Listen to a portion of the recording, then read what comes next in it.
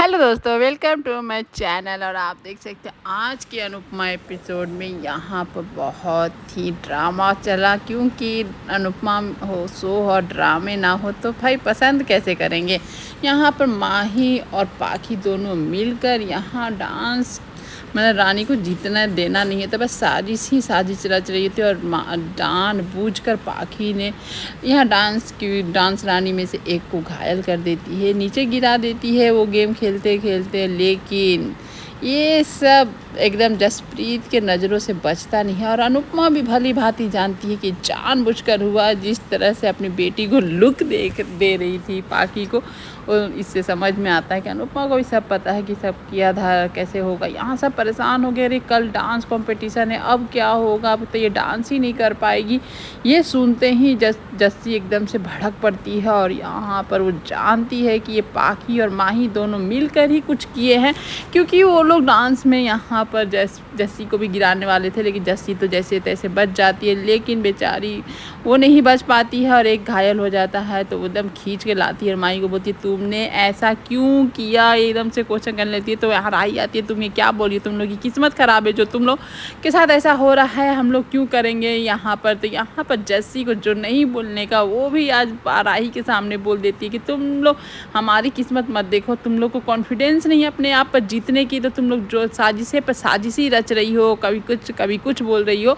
तो यहाँ पर राही बोलती है हमें अपनी जीत पर बहुत कॉन्फिडेंस है, अपने आप पर कॉन्फिडेंस है, तुम अपना देखो। यहाँ पर जस्सी फिर वही बात पराग वाली जो पैसे ऑफ़र किए थे वो उस बात सामने रख देती है। राही का राई सुनते के साथ ये अनुपमा जितना भी मना करती है, लेकिन जस्सी इतनी आग बबूले में रहती है उस समय के एकदम पैसे की आके तेरा ससुर इस तरह पैसे ऑफ़र कर रहा था, हम लोग को सारे जॉल वाला वो कर रहा था, अरे सपने का कोई ये दाम नहीं होता। यहाँ पर जैसे बोलती है अनुपमा आज तो तुम चुप ही रहो, आज हमने नहीं बर्दाश्त हो रहा, मुझे सब बात बोलनी ही पड़ेगी। इस तरह से बोल के यहाँ जैसी सारी बात बोल देती है।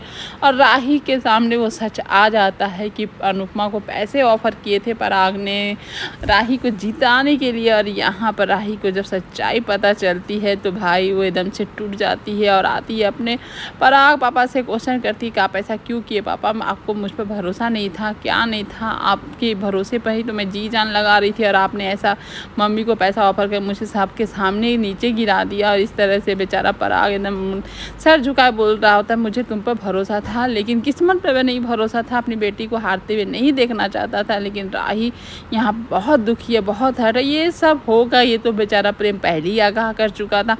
लेकिन यहाँ वसुंधरा और ख्याति का बस यही कर अरे आप तो ऐसा करके अनुपमा के सामने हमें झुका दिए, ये कर दिए, वो कभी पैसा लेगी क्या, कभी नहीं लेगी। और यहाँ पर देख सकते हैं कि जब यहाँ ये सब सुनने के बाद पराग इतना इमोशनल ब्रेकडाउन हुआ, क्यों किया, कैसे किया, क्योंकि सपना अगर टूटता है तो कैसा लगता है, क्योंकि उसके भी कुछ सपने थे जो वसुंधरा ने कभी पूरा होने ही नहीं दिए। और वो सब बात आज वो सबके परिवार के सामने वो रख रहा होता है। और ये सुन के वसुंधरा के तो भाई देख सकते हैं उसकी तो हालत ही ख़राब हो जा रही है कि ये पराग अब कौन सी सच्चाई बताने वाला है। भाई बहुत सारे कांड है, बहुत सारे ये हैं, रहस्य है।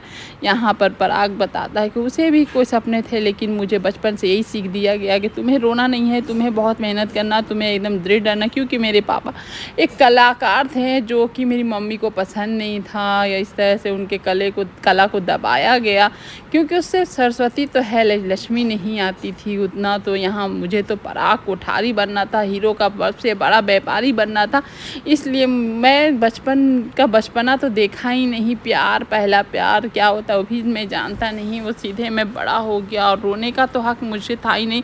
ख्याति जी आप तो अपने बेटे का दुख में आपने रो के मुझे अपना दुख बताया, लेकिन कभी मैंने आपसे अपना दुख नहीं बता पाया, क्योंकि मेरा हक नहीं था जवान बेटे का खोना। यहाँ प्रेम को भी पराग बोलता तुमने तो गुस्से में घर छोड़ दिया, लेकिन मेरे पास तो वो भी ऑप्शन नहीं था कि मैं घर छोड़ के चलो, मेरे ऊपर घर बाहर सब जिम्मेवारी थी। और यहीं पर एपिसोड भी ख़त्म होता। अब थैंक यू।